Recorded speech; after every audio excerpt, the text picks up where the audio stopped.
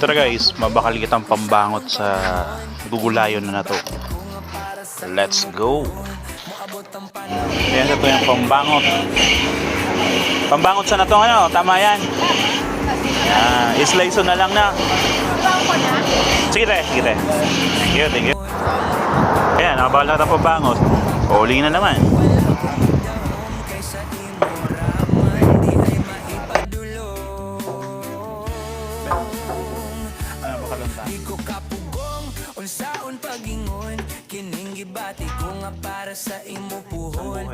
Sabi ni madam, mag-diet ka ngayon, sabay na ka magpila.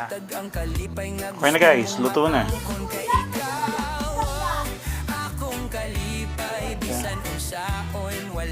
Nagkakakanman ka mo kayo.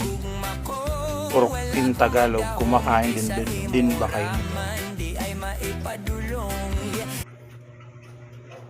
Gulay na daw ng gabi